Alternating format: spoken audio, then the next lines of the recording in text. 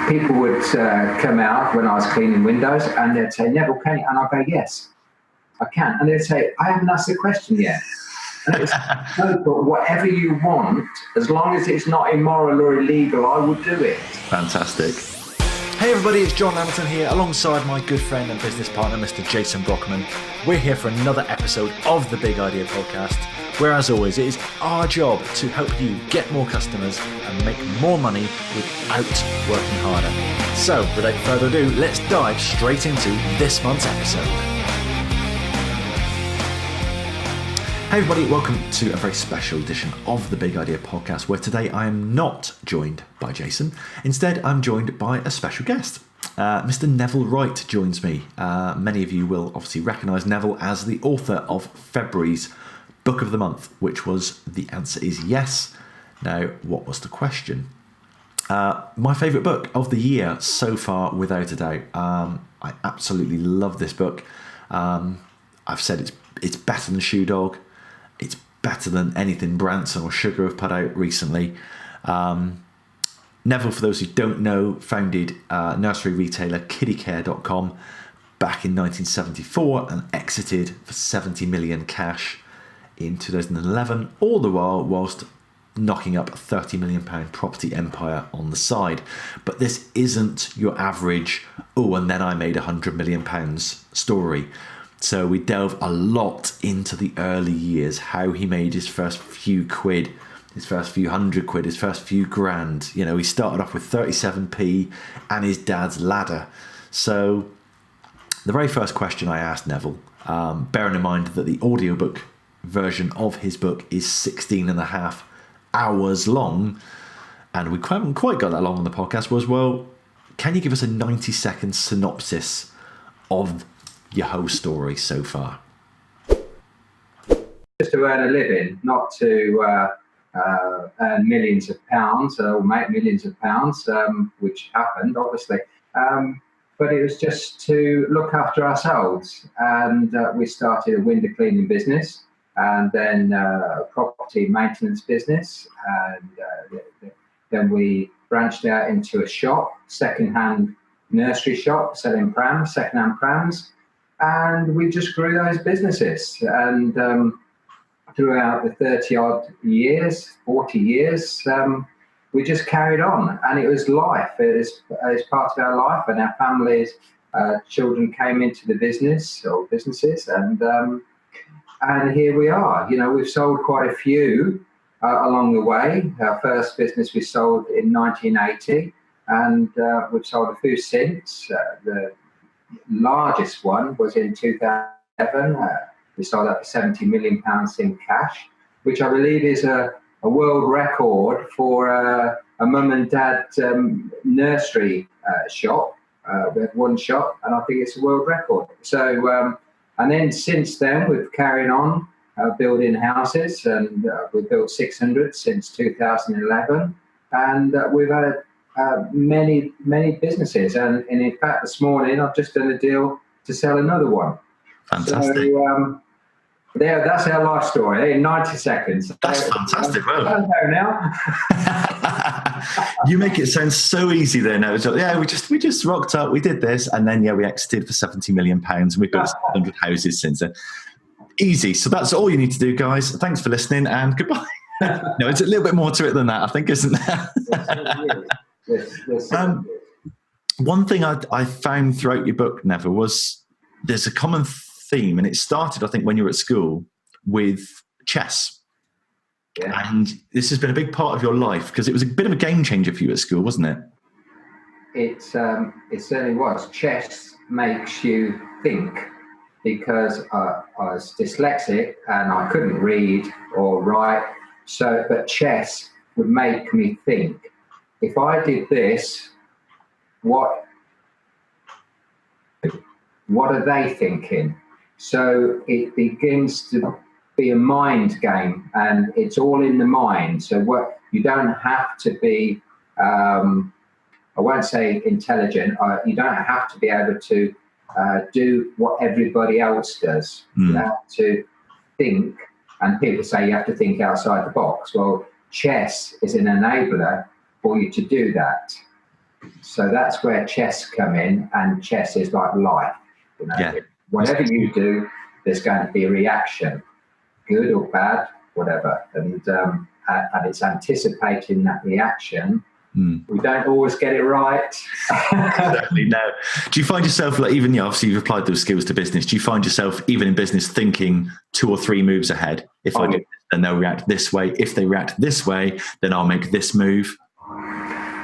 That's followed us throughout our business career. That is just part of life. But having being able to play chess, I think then you've got an understanding of life in that way.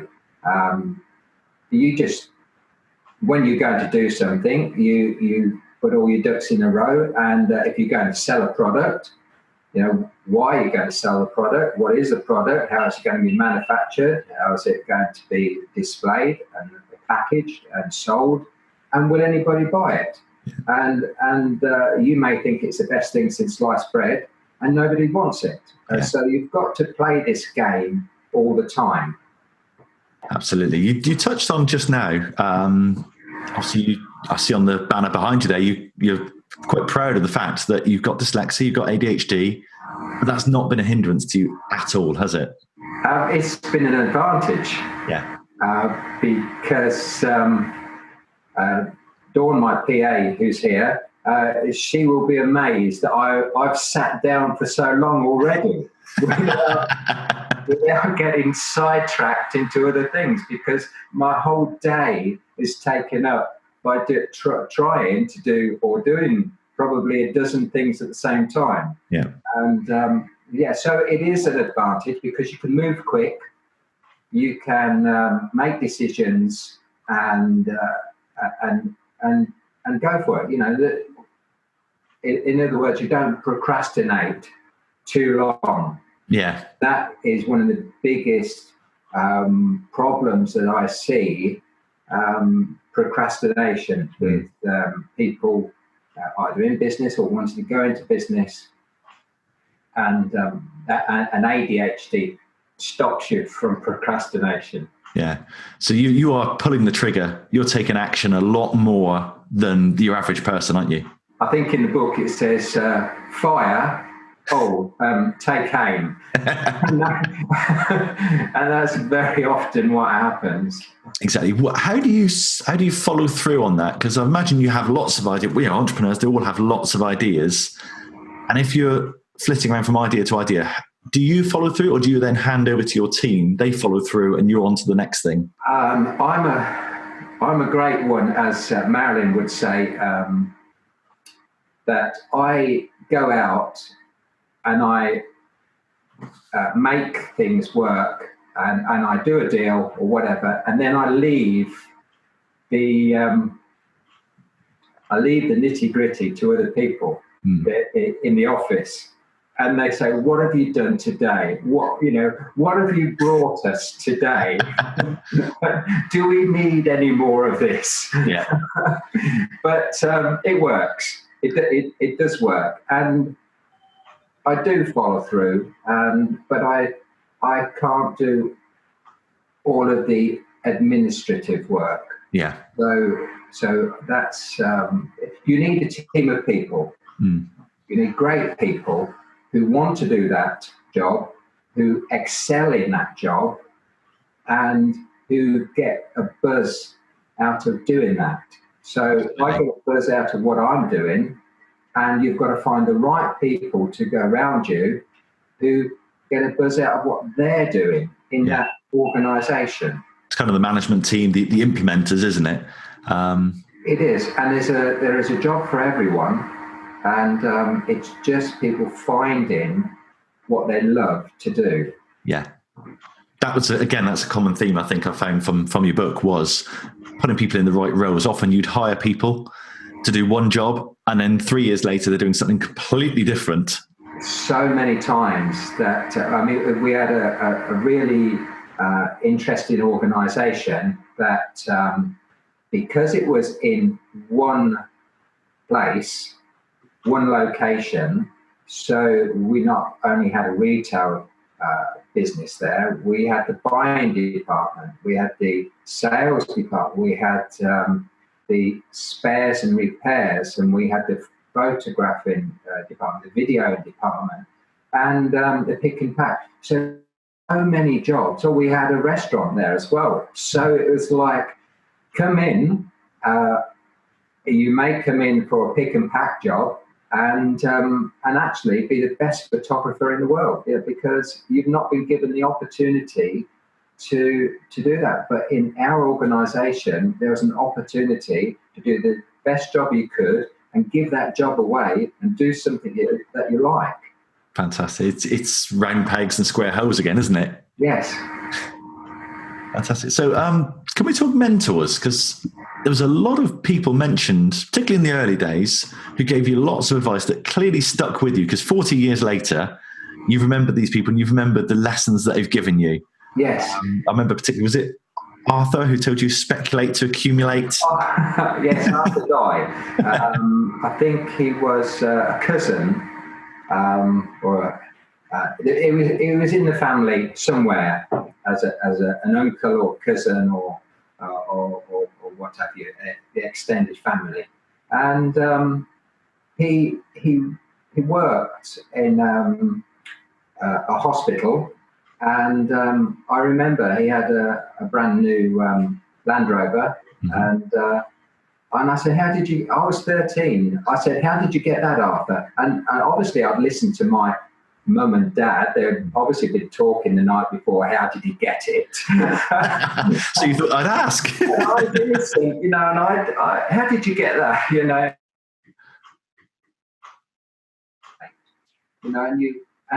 I didn't know what he was talking about, and for that, I listened to that, and I was fascinated, and of course, when I knew what it meant, then that's what I was doing. I was speculating.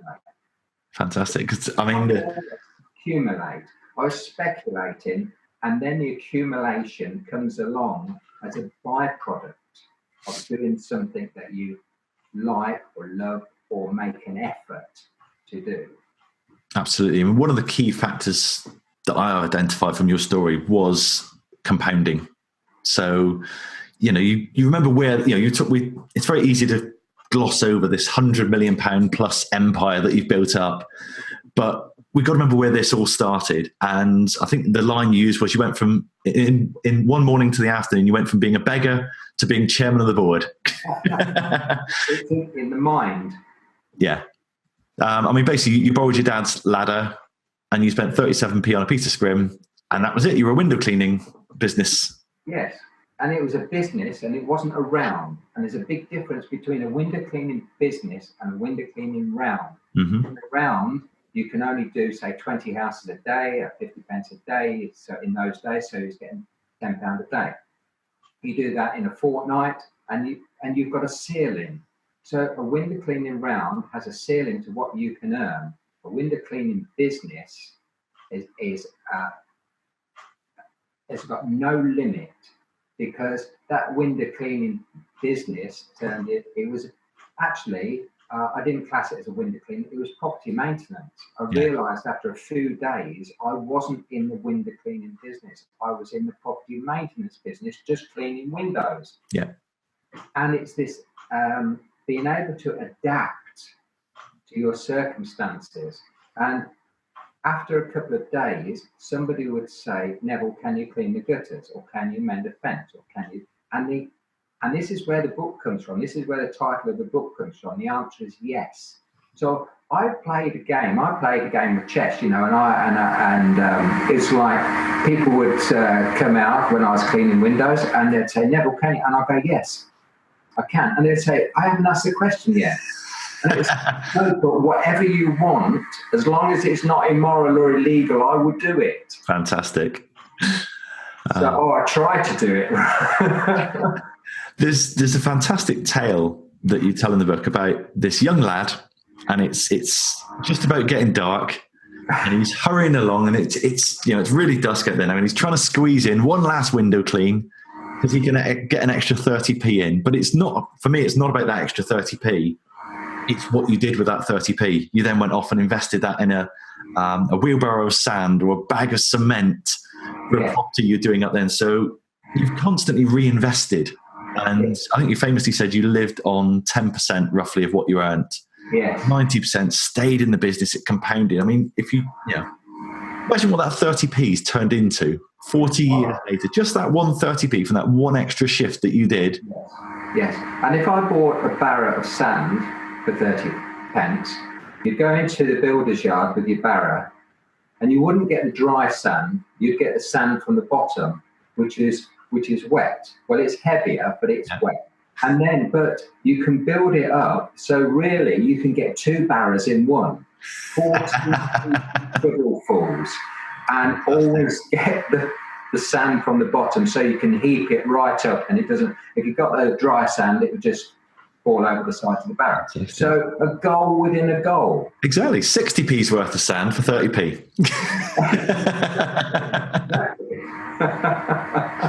Fantastic. So.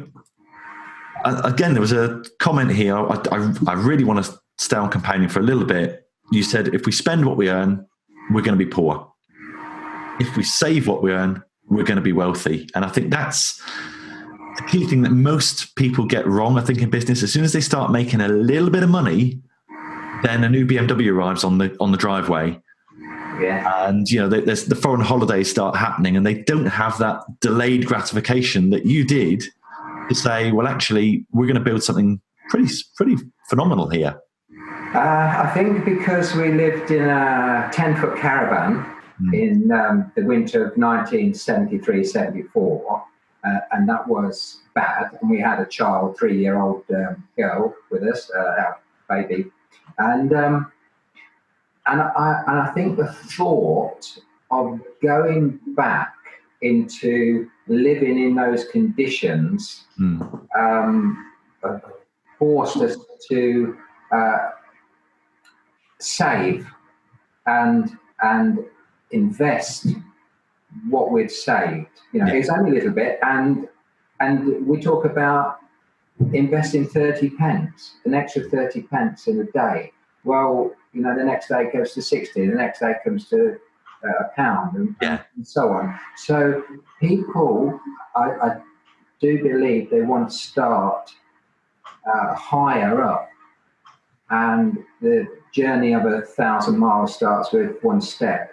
And people want to be on the top of the ladder, and actually there's a lot of rungs on a ladder, and you must start, I feel, in my case, because of the ADHD and the dyslexia, and I say it's an advantage, I had to start on the bottom rung of the ladder, where you can have a lot of understanding of what's going on around you. So one of the first things is waste.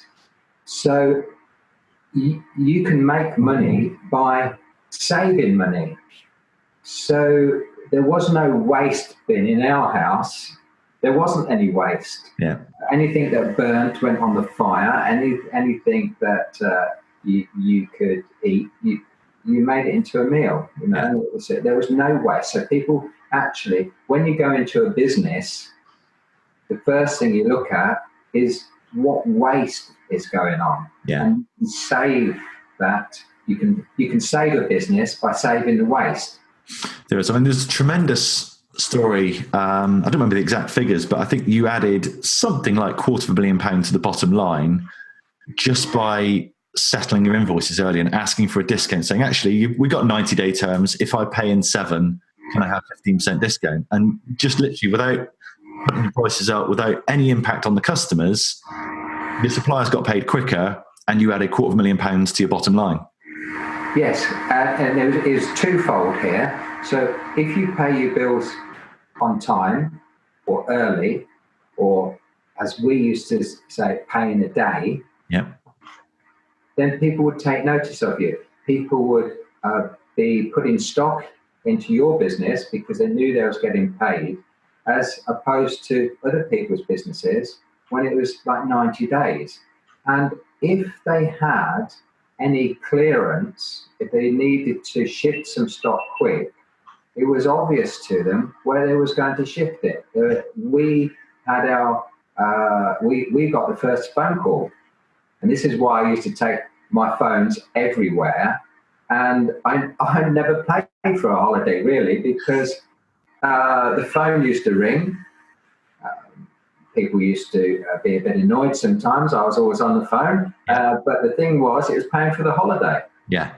And so when you pay your bills quick, you get first chance of anything that's going, like a clearance line. Definitely, yeah. End of season line.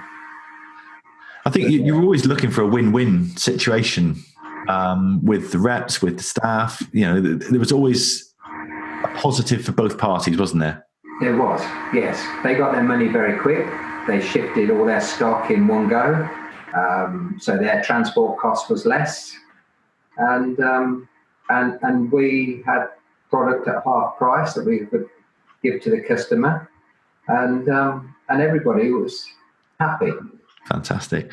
Thinking about the compounding, there's a tipping point, isn't there? Because when you start out, let's say you've got your 30p for that extra shift, you turn it into 60p.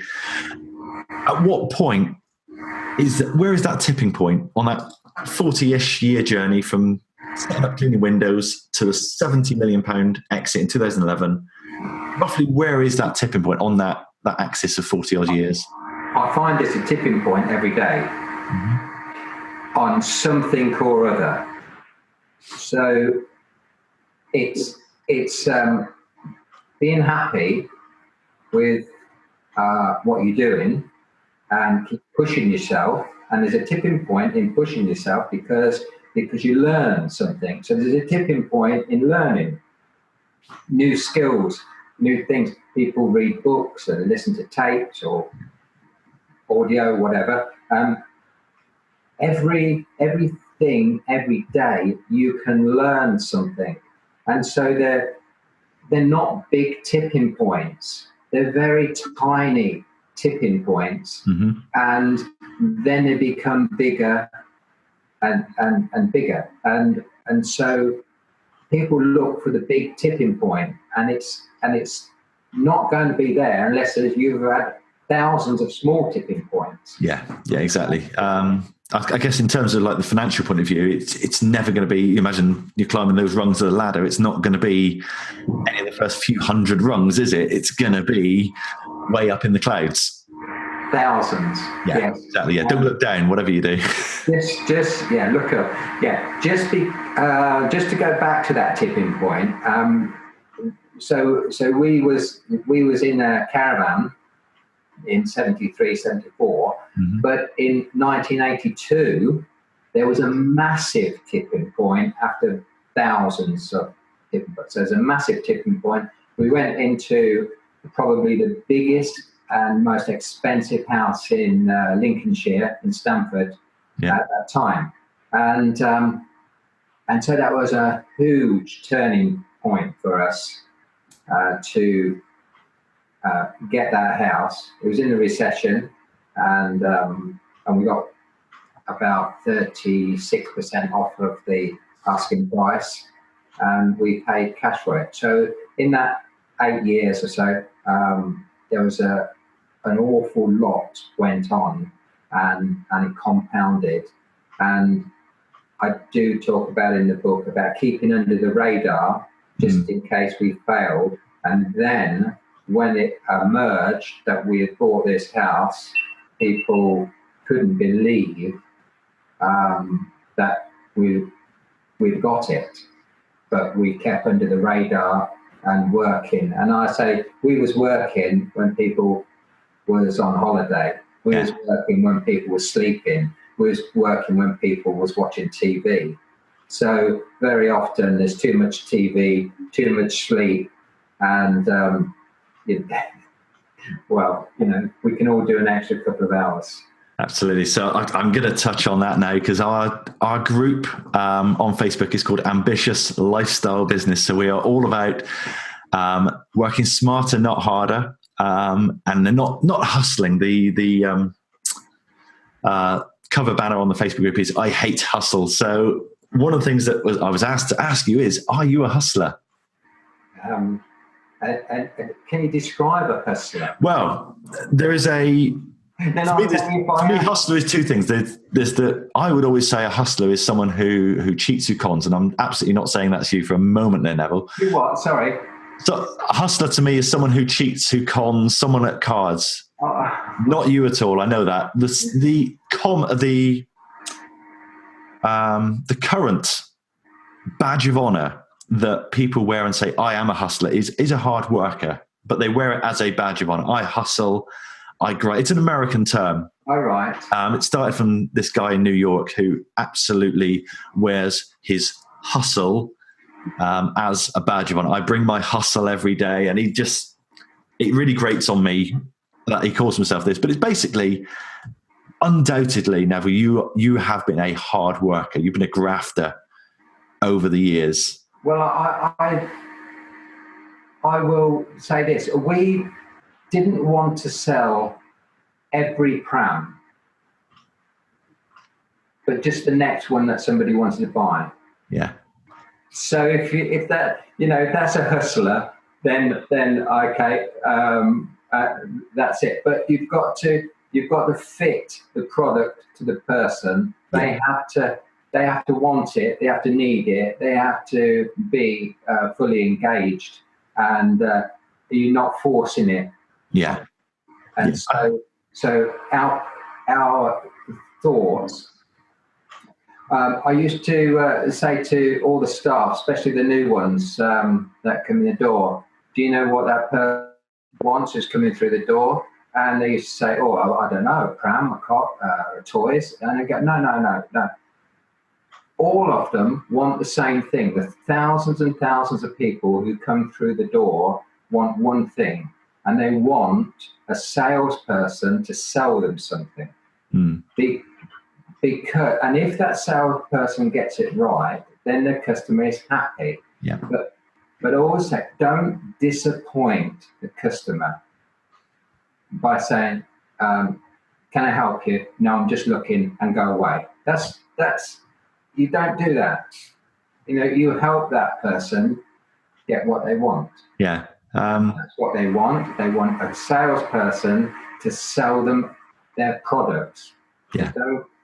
They want help making that buying decision, don't they? They want to know. They want to leave your shop with the right pushchair. If that's hustling, then that is it. But when you said about selling something, snake oil to somebody, whatever it is, that old expression of playing cards and taking one from your sleeve is not on. Because no, exactly. You'll never get anywhere in life by cheating. And that's, I think, why I don't like the term hustler. I say modern people, they use it as a badge of honor, but to me, it has that connotation of actually, I'm going to lie, I'm going to cheat, I'm going to do whatever's necessary to make money. Well, they won't get it. They won't make it. No, it's a short-term ploy, isn't it? Something that is... A couple of things that was interesting, because obviously you're undoubtedly a hard worker, but I was looking back through some of the early books that you were attracted to, and they jumped to it was The Lazy Man's Way to Riches and Grow Rich While You Sleep. so what happened there then? Well, I want some of that. I was in my 20s, and I thought, why not? If you can make money while you sleep, that's it. But you have to put that effort in while you're awake. Exactly. Money while you sleep. But also, it's in your mind. Whatever you put into your mind, you believe, you can achieve. Yes. Somebody else has said that. Obviously, I didn't make that phrase up. So you can have.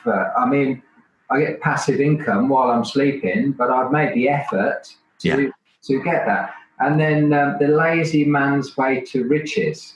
Right. Well, I don't think there is a lazy man who's got riches. So it is a reverse psychology. And I use a lot of reverse psychology in my book. Have you ever known anybody who goes into a DIY shop and really, really wants a drill bit. But they'll buy them. Thousands and thousands of drill bits a day are being sold. Nobody wants a drill bit. All they want is a hole. Yeah. Well, actually, they want the picture on the wall. Yeah, exactly. So it's like, this lazy man's way to riches is reverse psychology. Yeah, I think so. I mean, I've described myself as a lazy entrepreneur because I know I do want to work. And when I'm working damn hard. We work in high intensity bouts, but then I do want to ease off the gas, but I can't ease off the gas unless I put the work in first. Yeah. And a lot of people come into our world and think, oh, great, I'm just going to sit on a beach and the money's going to roll in. Well, no, it's not, unless you put in the effort to set up those passive income streams. Yeah, and sitting on a beach, you're going to get bored, you're going to get lazy, you're going to get to be either an alcoholic or fat, and you're going to destroy your body. So why would you want to do that? I know people say that, and I've said it. Yeah. But after three or 4 days, you're itching to do something. And yeah, it's funny. Whenever in our world you see the dreams, and it's always the laptop lifestyle. And there's a picture normally of a laptop with a pina colada next to a beach with a sunset. And if you've ever tried to work on the beach and you've got the glare there with the screen and the sand going everywhere and there's no PowerPoints, it's the worst possible place to work. So now I want to talk a little bit about red tape and bureaucracy, because I've gotten the feeling that you've encountered more than your fair share of this over the years. I think anybody who is in business and who's building a business and that business, I do say in the book that your business should be different at 5 o'clock when you leave your business than it was at 8 o'clock when you went in the morning. It's got to have changed, because if it doesn't change, somebody else has taken a little bit of your business and you don't even know who they are. Yeah. Until the day the tipping point comes where they're doing very well and you're going bankrupt. So just going on from there, this red tape, you're going to encounter it as a matter of routine all the time. And if you're not encountering it, perhaps you're not pushing yourself to the limits or to the boundaries that you can. So accept it and embrace it. I know it's hard because it was and it is. I'm going through it at the moment with quite a few projects. But it's part of business and part of growing and part of ambition and part of the want and the need to get things done. So push those boundaries until you come up to red tape, and then you are on the crest of the wave. You're on the boundaries. So if you haven't you say you've had more than your fair share. I don't think so.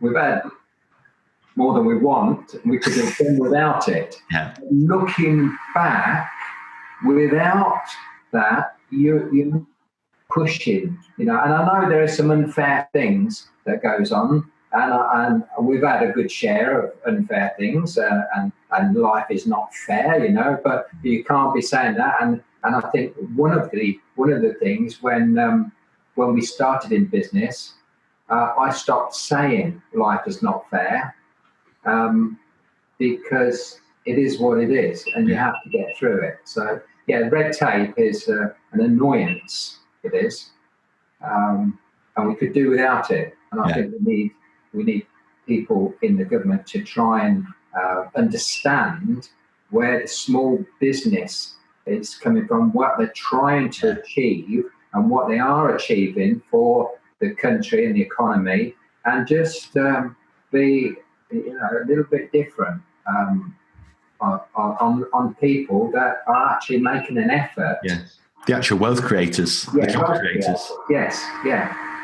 I mean, that's kind of reading through your story, and I know there was I think at one point there was a 6-month delay, and then there was additional costs, and it's like, imagine going back to the compounding where you'd be now. Had how many more people would you employ? How much more tax could you pay? Yes. If those bureaucrats had just had an ounce of common sense and basically got out of your way a little bit. Yes. I guarantee, they can't just give you complete free reign to do whatever you want and just, build a 10-story building just in the middle of the village. That's fine, but to a point, there's got to employ a level of common sense.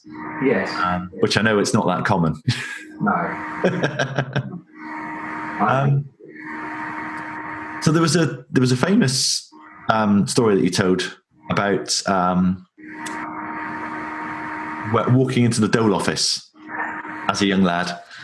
Now, I used to actually work for the benefits agency.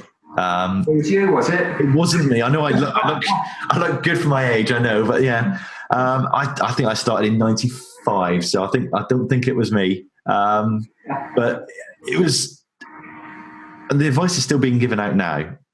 If you want more money, have another kid. Oh no. And it's cringeworthy because, again, they were not supportive of small businesses. You presented them with what seemed to be a brilliant common sense plan. Well, actually, what I'm going to do is I'm going to work for myself. If I earn more than you're paying me, you don't have to pay me. If I earn less than that, will you top it up to what you'd pay me anyway? Yes. No, I won't do that. Yeah, that's what happened. And I was 24. I was hot-headed, and which was a good thing, really, because if I'd have just said, "Oh, that's a good idea. We'll have another child and be on the dole, and then we'll have another one and another one, and then the next generation becomes unemployable, and the next generation hasn't got a chance." Yeah. So yes, being stubborn and confrontational, I said, "Well, you can stick your doll, and then I'd shot myself in the foot." And that's when I went from being a beggar to chairman of the board. You don't have to have money to be chairman of the board. Just 37 pence. Yeah, exactly. Batteries run out, says on it. Yeah. So I can't see you. Right, now I can. Yes. Cool, we're back. I think our batteries run out there. Okay, no worries.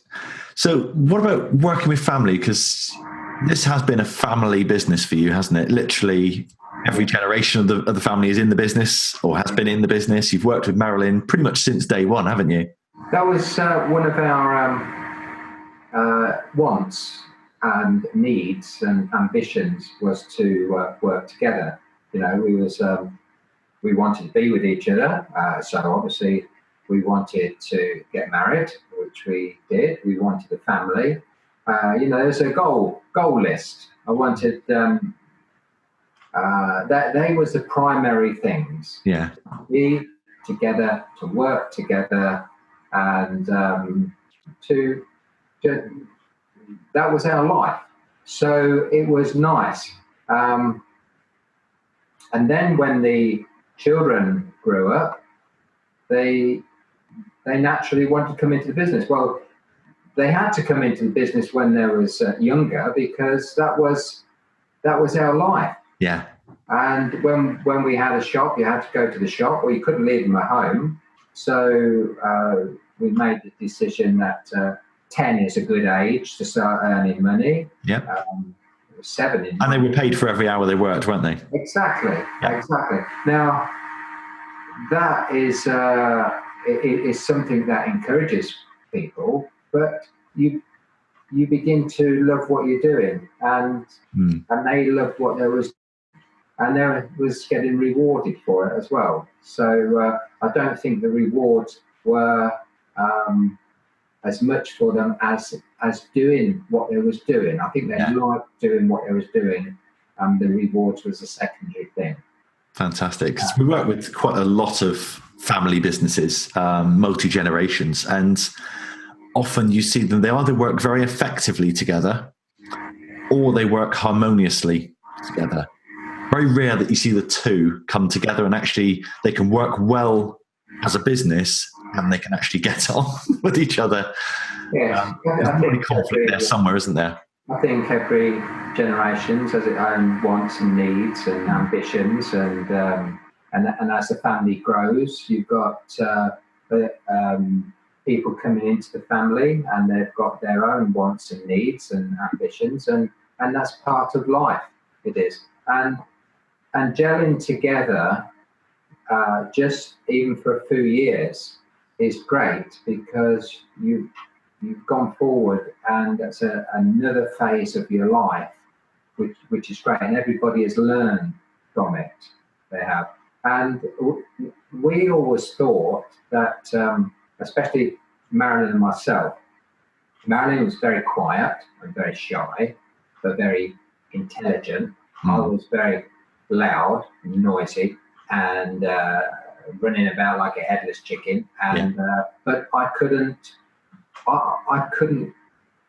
complete things, and so therefore we embraced each other, and Marilyn could do what I couldn't do, and I could do what Marilyn couldn't do. Yeah, so you had that yin and yang sort of partnership, that you actually complement each other. No one's treading on each other's toes, trying to do the same job, trying to make the same decisions. Yeah, two heads are better together than three, and so it goes on. When we had 5 people working in the company, it encouraged 50 more people to think the same, and those people encouraged then even more people. So it was a culture, it was, and it was nice while it lasted. Fantastic. I would love to dive into briefly some of the tactics that you've used to actually build this business up over the years. You mentioned obviously nobody wants a drill bit, they want the hole in the wall. And your role, or certainly the salesperson's role, was to help those customers make a buying decision. Now, from what I've seen in the book, you are very, very good at overcoming those objections that customers may have, saying things like, it's only 14p a day. Let's break it down. There's a lovely line which I must try and use on my wife, which is, do you want a wife or do you want a happy wife? Hey, I'm still trying to figure that one out. I don't know if I could try that one.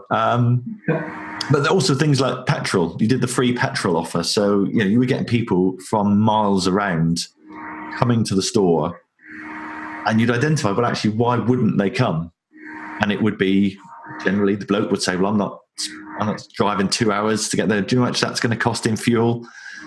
You just took that worry away. Come in, have a coffee, sit down, no pressure.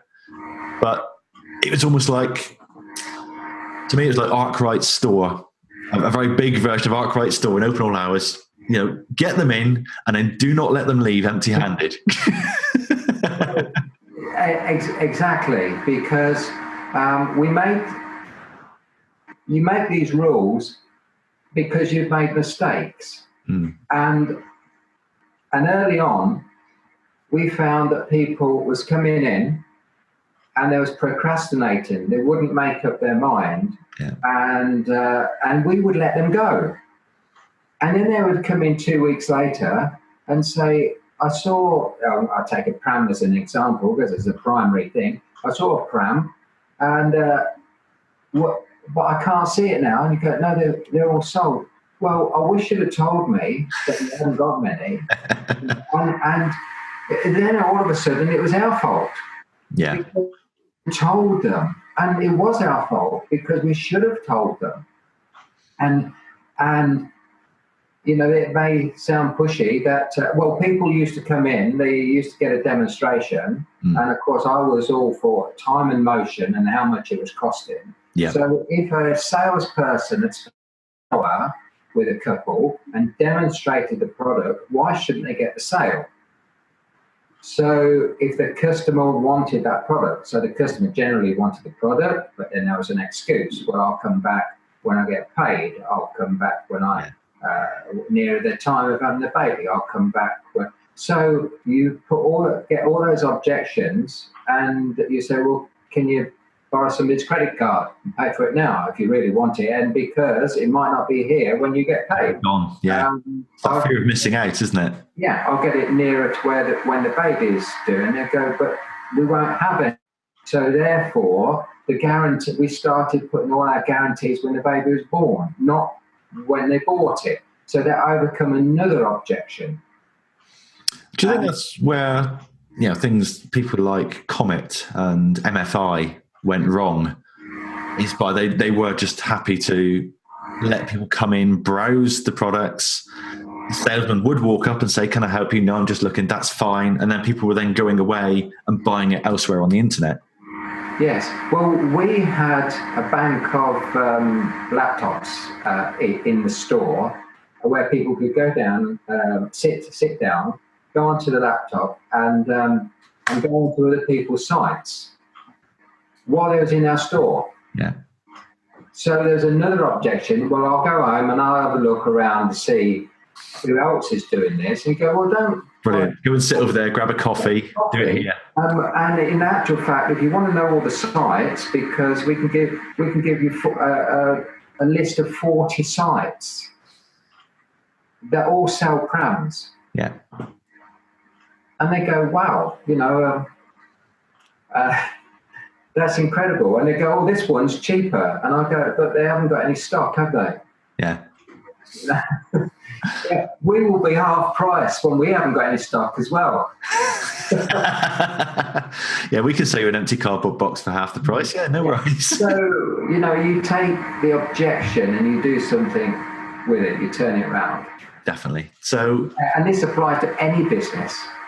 Oh, absolutely. Absolutely. It's one of the key things we're always talking about is identify what the real objections are. Because often price is put up as an objection, and to me, price is not the objection; it's the value of the product. You've not demonstrated the value sufficiently that they're willing to pay that price. You're exactly right. It wasn't. People thought that it was all about price for us. It wasn't. It didn't come into it. It didn't. It was what people wanted. You could be giving stuff away, and people would say, "Oh, I don't want it." Okay. Yeah.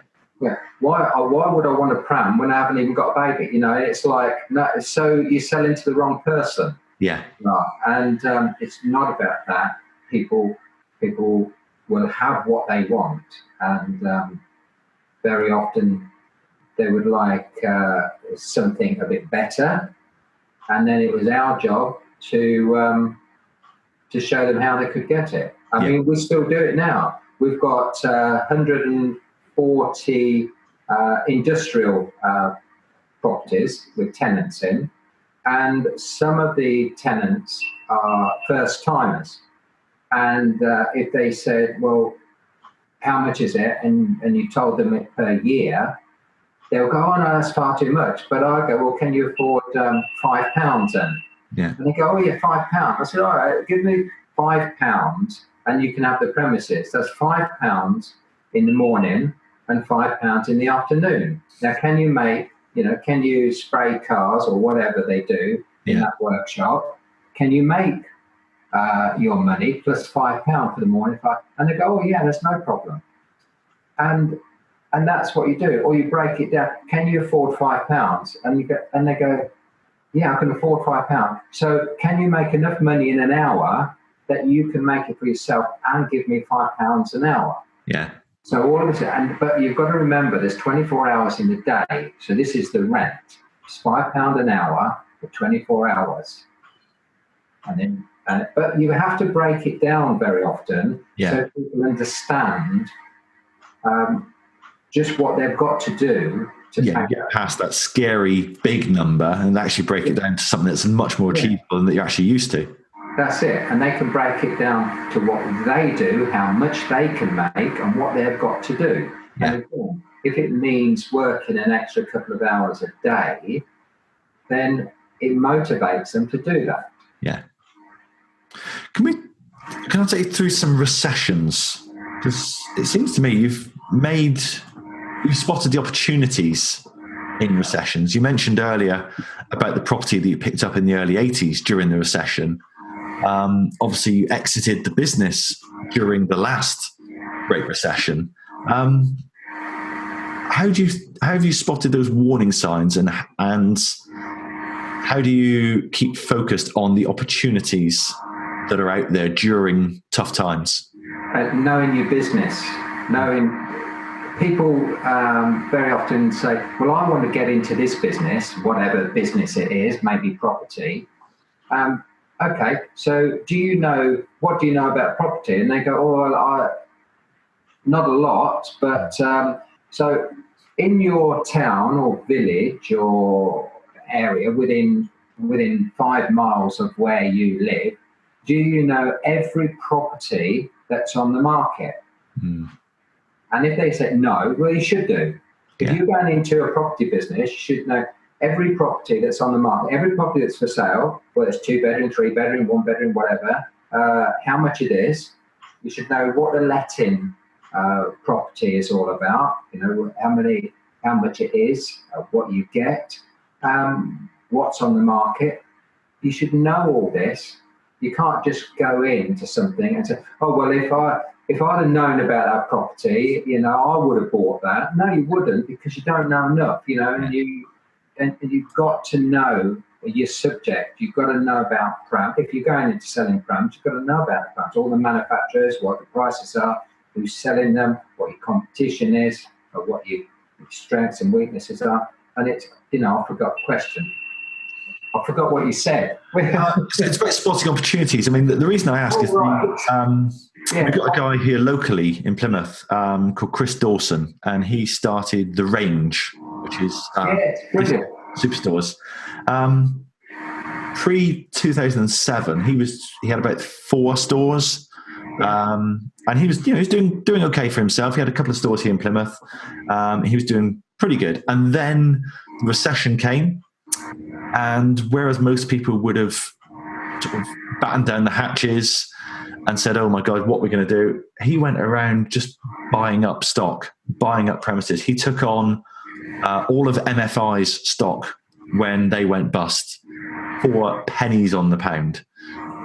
He took on all of Focus Do-It-All's branches when they went pop. And actually, he just spotted these opportunities where he could buy a £10 note for £2.50. That's it.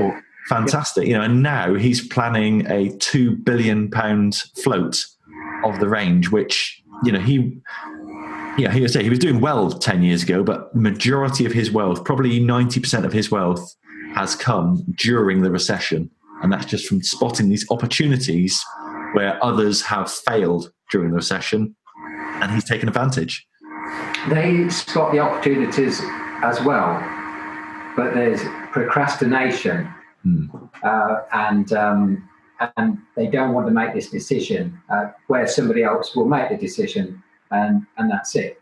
They're driven, they are, and there's opportunities every day all around, but a lot of people don't see them, or don't take any notice of them, rather. Yes.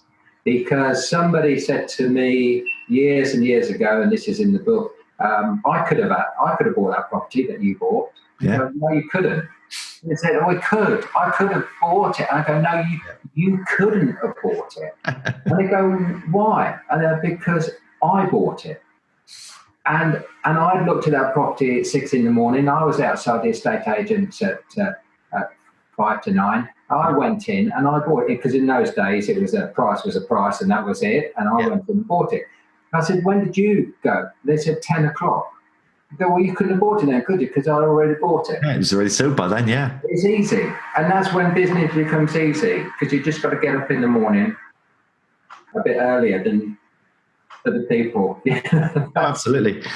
You've got to make those decisions as well. When somebody phones you and says, I've got 1,000 cots, for instance, or pushchairs in the docks, and I've been let down by a big company. Yeah. You take that opportunity. Absolutely. There was another quote in the book I remember. I think it was Elaine would ring you up and say, Dad, have we got 150 grand spare? Or have we got some space in the warehouse? Like, oh, what have we got? And it's always a deal, an opportunity. Something came along, and it was just, you brought your kids up to spot these opportunities. Yes, and then you used to think about how you're going to pay for it later. Because then the mind works, and it and you can leverage the assets you have. Even the asset that you're just buying, you can leverage that to buy it. Yeah, absolutely. So, thinking about leveraging assets there. So there was a moment during the last recession where basically you were all hands to the pump trying to save the business, which was hemorrhaging cash. At that time, you, on the face of it, had it all. You had the mansion, you had the cars, you had £2.8 million in the pension pot, and you went all in. You basically said, I'm going to risk everything I've got here just to save the business. How the hell did you approach that conversation with Marilyn? Well, I had always classed it as Marilyn's business.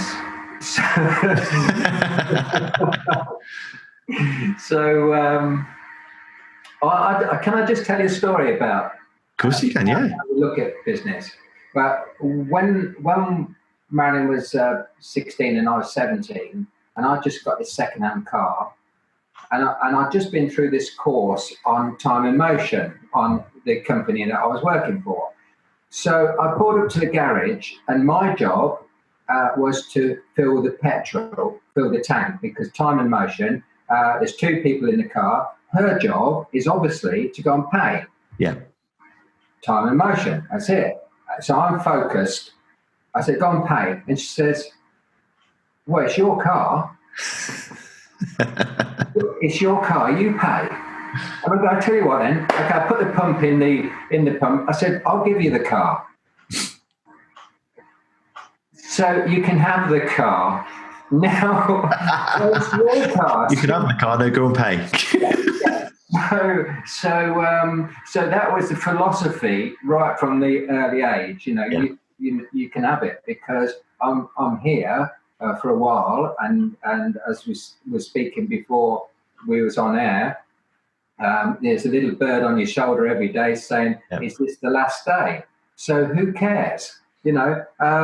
So in the recession, it was like this. We didn't want to lose everything that we had worked for, everything that, and all the people that had worked in the business. We didn't want them to lose. I could have started a window cleaning business again, and I could have lived in a temper caravan, because we'd been there and we'd done it, and we'd survived. The people had come in to our business, and by then there was about 120 people by then, something like that. They hadn't probably experienced what we'd experienced, and could they go and get another job? Could they, in a recession? So they come first. That was the priority. And of course, the business was a priority as well, because the customers wanted us as well. Yeah. So we was kind of secondary, and you have 2.8 million in the pension pot. If I could turn that, because I was doing no good, but if I could turn it into money into the business, then at least that would help. And our house, it doesn't matter whether the house is worth a couple of million or 100,000. It's still a house. It's still a roof over your head. Yeah. And so people get tied up with possessions and tied up with things and lifestyle. I always put it like this: if there's a war, then your property can be destroyed and it's worth nothing. So, you've got nothing anyway. And we are only custodians of the products that we have while we're here. And we have to leave them in a better condition, I think, than when we found them for the next people. So it doesn't make, that's how we did it. Mindset. Yeah, it was a job to tell Marilyn that we'd sold everything we could sell. Yeah. There's nothing else. So just her house. And I say it's her house. So, it was to be kind of expected. Yeah, so we had a one-way conversation. She looked at me, tears in her eyes, and she knew what had got to happen. Yeah. And we left that. I think we got 1.75 million for it. 6 months beforehand, we would have got 2.25 million, and 6 months later, 1.25. Yeah. So it's like you take those opportunities, and that's what you do in life. But again, someone had that opportunity, then that they actually picked up a £2.25 million property potentially for £1.25 million. Yeah, but well, 1.75. Yeah, so they got a deal. We needed to get somebody who could pay in a week, and that's life. Fantastic. So let's go fast forward now to 2011. This is the exit. Yes. Where we're leaving the business. What was that single biggest factor in actually deciding, screw it, let's do it, let's leave, let's exit? Well, we had been through a lot of, as you said before, red tape that had bombarded us with. Well, we'd been through the recession. Yeah. And that was the worst recession that anybody could remember. And that took its toll. We'd lived in the shop for 2.5 years in the office, and that took its toll. So the financial side took its toll as well. Yeah. And then we'd got through the recession. We'd got through all of the problems with the technical problems of building the biggest nursery shop in the UK, the biggest physical building. We'd got through all that, and groups of people over the years come together and they gel, and then they break up and they go their own way. And then another group of people will come across your path and you'll gel, and then that will happen. And it's just forming these groups, and then going on, you going up the ladder really. And so we was ready. We was doing 40 million in turnover, and we've got everything ready to go up to 200 million. Yeah, and that was our next thing. Different people wanted to do different things. We was getting a lot of approaches to buy the business. And if we really wanted to get to 200 million, we'd got to work our socks off. And we'd done that for 34 years anyway. And things were getting tougher. And we needed to do that to get to the next stage. Yeah. Because if you stand still, you're going backwards. Yeah. And we didn't want to stand still because we had our ambitions, and that's what we wanted.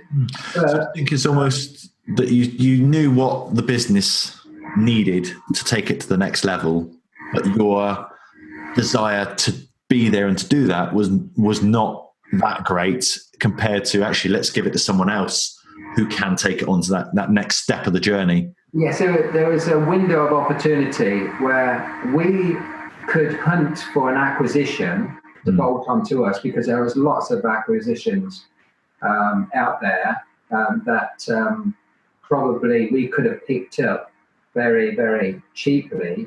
But did we want to do that? Did we want to add sites to our site? And we were always quite happy all working together on one site. Did we want to do that? Did I want to go all over the country?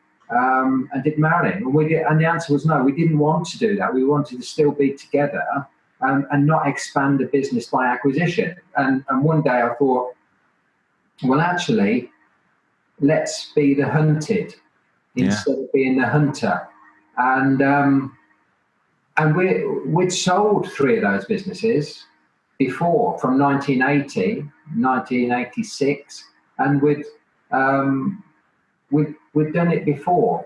And there's a lot of people out there desperate to add on to their existing business with another type of business or the same type of business, and the whole of the high street was really looking for acquisitions. So it was an opportunity, and we took it. Absolutely. So it was Morrison's that bought it, wasn't it? And I think they were looking quite a lot towards the online side of the business, because you'd taken that on 6 or 7 years before, and you'd really made a success of that, whereas they hadn't. We'd opened the online in 1999. Mm-hmm. Wow. Developed it from 1997, and that was another window of opportunity. It was just people were just getting into that, and so we did that, and we was in the forefront of that type of selling. We was, and there was lots of businesses wanted to buy us. For the turnover, for the quality of the business, and when you've got 100 plus people there and they're all gelled together and you're top of the market, then people want you. And yes, Morrison's was one of the companies that wanted to buy us, and we sold to them. Fantastic. So you opened the book saying that, I think you'd this is about 2 or 3 years post sale, that you were still mourning that sale. You were mourning the loss of purpose. 419 days, I believe it was. I think I started working 9th of April 2012. Wow. So how long was the actual grieving process? Or are you still grieving now? No, not now. No? Very happy Moved on now. You've gone through that. Is it a 6-step process? Is it what? Is it a 6-step process, same as normal grieving? I didn't know there were 6 steps. Anger, denial, acceptance, something like that. Well, probably you're right. I'll have to find that book. The thing is, one day we was in the thick of it. We was the adrenaline was running, and we was on the crest of the wave. We needed to start building another website, because I think we'd built 5 websites, and we needed to build a new generation website. So there was all the excitement. We was taking on people. We was taking on more lines, and the whole thing, the adrenaline was going, and the whole thing was exciting. The next day, we was out of it. So our life for 34 years consisted of the whole trade, whether it was manufacturing, reps, and we knew them for 30 odd years. They became our friends. We've got all the staff that very often they'd started when they left school, and they had met people, and they'd got children, they'd got married, and they got children, and it was like a massive family. And then one day you was in it, and you was the party organizer. Yeah. And everybody come to you, whether they've got a problem with their mortgage, a problem with their next door neighbour, whether they wanted advice on whatever it was, you was in the centre of it. And the next day you was out. Yeah. The party was going on. We got an office on the opposite side of the road. The biggest in the world. Morrison's had £1 billion in cash, and it was like the biggest party in the world was just taking place, and there we sat in silence. Yeah. Because your whole life and your friends is everything to do with that business. Yeah. Because it wasn't just a business to you, was it? It was your life, wasn't it? It was our life, yeah. It was. So we'd had another business running alongside it. We'd had the property business, like the window cleaning business, all those years that run along the side of it, and So we haven't even touched on the fact that you built up a £20 million property portfolio alongside this. I put it down in the book as 20 because in 2006 it was worth 30. Wow. And by 2011, I'd actually devalued it. And when I wrote the book, I devalued it because it was still in recession to 20. And then it shot back. At the time of writing the book, it shot back to 30 million. And I didn't put it in there. And I felt a bit wrong about not putting it, shouting about it. I didn't want to shout about it. And yet it'd gone back up because property that was like £1 million, and in the recession it was worth £500,000, had gone back up to £1 million. Yeah. And I didn't put it back in the book as worth 30 million because I just felt, I don't know, I just felt a bit odd about it. Yeah. It was like showing off, going, oh, look at me, I've just made £10 million and I've been looking for it. And but again, to me, that is just the opportunities that were there during a recession. If I could have bought your entire portfolio for 20 million and then sold it for 50% gain a few years later, that's the opportunity that's available out there. Exactly. And we missed some opportunities as well in that recession. But, there's only so much you can do. There's only so much a mind can take at once. Absolutely. But I think that's the key thing I would take away from the property.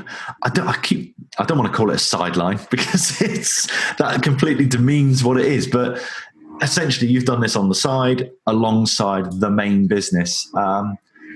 Everything we've talked about with compounding, taking earned income and just turning it into passive income and then reinvesting everything you've got, you were always going to end up with a massive property empire. You were always going to end up with a massive business because you constantly reinvested.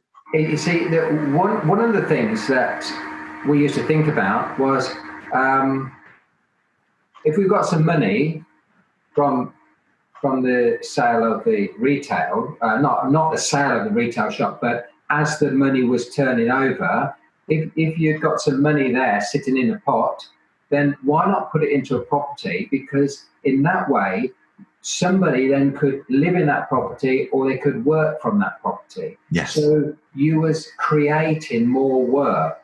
So we used to get people saying, I need a garage because I want to start up in business or whatever. And we used to look for a garage and then buy it, and then they would become a tenant. So it wasn't for the love of just having the property. It was for a purpose so that you could, somebody else could start up in business. Yeah. Create wealth for themselves. So that's how we did it. And then if we needed more money for the shop, we either remortgage the property or in some cases when the opportunity come along, we used to sell it and turn it into prams. Exactly, yeah. It's become an asset that you can deploy as and when you want. Yes. Fantastic. So we are now. You've exited the business. It's actually been sold, I think, twice since then. I think Morrison sold it a couple of years later from massive loss. Yes. And it's now been picked up by the Dunelm Group. Is that right? Yes, it went from Morrison's to Endless, from Endless to World Stores, from World Stores to Dunelm. Yeah. Have you been tempted at any point to maybe back? Originally, we did, but we didn't get it. But now, no, because we've built other businesses and we've built businesses and we've sold businesses since then in different industries. And so it's exciting. And today I've just done another deal to sell a building company, and which we've had since 2011. Yeah. And so things are exciting. And in retail trade, you have to be in it and you have to love it and you have to spend your time in there to do the job properly. Yeah, because for you to go back into it, this would have to be your life again, wouldn't it? Yes, and there's too many other things going on now because we've gone into other things. So what are you doing now? So you mentioned 600 houses built. Yes, so one company has done that, and we've got another company that has been converting offices into apartments for the last couple of years, and another company that renovates old buildings, and it goes on. And then we've got investments in about 18 London restaurants and technology companies. One that's just been sold before Christmas to a massive company, Australian company, and then we've got an investment in a hotel, and it goes on and on and on. So therefore, we haven't got the time or the energy, shall we say, to go back into the shop floor. No. Not so I wouldn't like it. I would love it, but you have to sort out the best what you want for yourself, and it's a struggle to not to go back. Yeah, I can imagine, because you can't help but constantly, particularly if you were on the other side of the road, you can't help but look and see what's going on and what they've made that decision, and what are they doing? Well, we moved. Well, we moved. We shouldn't have gone there. And it was I describe it, I think, as like all your friends over there. If the plane crashed and you lost 100 friends on the plane, it was like that. It was devastating. It was because they had their own lives, and we saw them every day. But I mean, just because we left, they've got to carry on with the business. Yeah. You talked in the book about a game of life. You said that basically you're dealt these cards. You've got to deal with these cards, including the House of Horrors. But this is the game of life, and I think you have treated everything with Kiddie Care as a game. Yes. But I think you were then suddenly told one day, game over. It's over. It's time to stop playing. Yeah. And that is a hard thing to do after 40 odd years, isn't it? You hit that on the head. Yes. Exactly.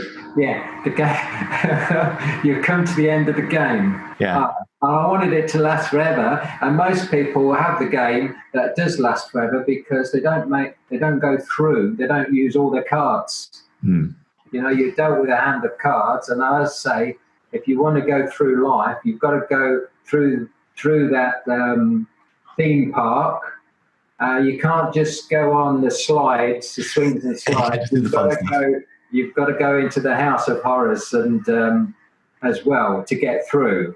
Well, I suppose fortunately we did that and went through. Yeah. But unfortunately, we're not there anymore. But there you are. That's the way things are. Not many people can say they come out with a record amount, and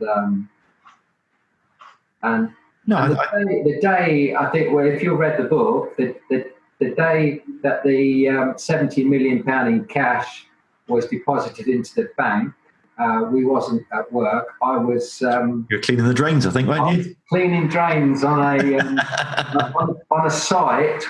We've got 13 units on one site, and actually, I've just sold that site. But that's what I was doing. Yeah. I needed to be doing something physically and doing something that I couldn't emotionally get involved with the loss. Yeah, absolutely. I think you certainly played the game, Neville, and I think it's safe to say you won the game. The game certainly didn't beat you, did it?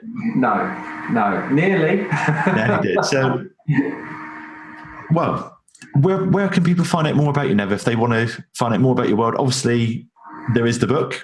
How else can they come into your world? In Twitter, Facebook, LinkedIn. Dawn's on the opposite side of the camera. She's just telling me, where is it, Dawn? Website. Oh yes, not Kitty.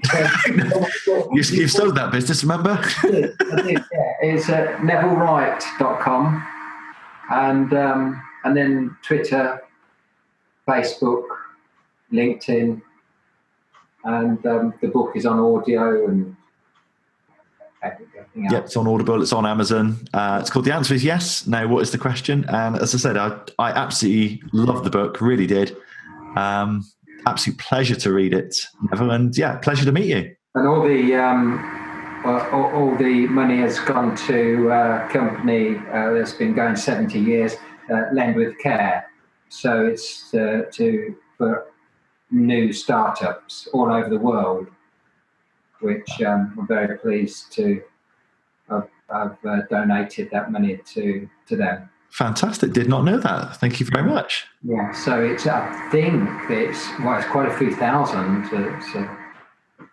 That's fantastic. I will definitely keep plugging it then, because I seem to have mentioned it to just about every single person I've met. I did a podcast interview on Monday, and they said, "Oh, yeah, what books are you reading?" I was, "Oh, you've got to read this one. It's fantastic." Thank you very much. So if you look at your stats, you see a little bit of a spike in January and February. It's me basically just telling everyone I know. Thank you very much. I really thank you. Everybody who's benefiting from it really appreciates it. Absolutely. I think, as you said in the book, Nev, the clues are there.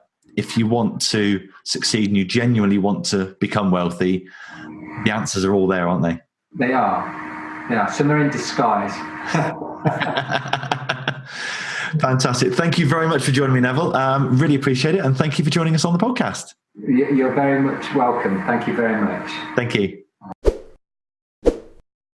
So there we go. Thank you, Neville, for taking the time to speak to me. I really, really appreciate it. What I really liked about Neville and his story is that he is just a normal, down-to-earth bloke.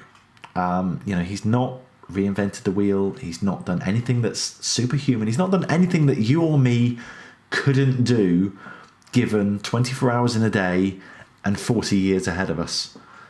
He's just focused on building really good win-win relationships with suppliers, with customers, with staff. He's put the right people in the right positions within his business. He's focused on the customer at all times, which includes making sure that they actually buy from you and that they buy now if it's the right time for them to buy. And crucially, he's reinvested the bulk of his profits. So that, my friends, is how you turn 37 pence into £100 million plus. Hope you've enjoyed this interview with Neville Wright. Do go and buy the book on Amazon. The answer is yes. Now, what was the question? If you've enjoyed this interview, please do share it. Please let me know what you thought, and maybe we'll do more like this. Cool. Thanks a lot, guys. See you next time. So there we are, another episode in the can. How was it for you? Please let us know. However you listen to these podcasts, please leave a review on that platform. Let us know what we can do better, what you like, what you don't like, and how we can improve to make this show even better for you. We'll see you next time.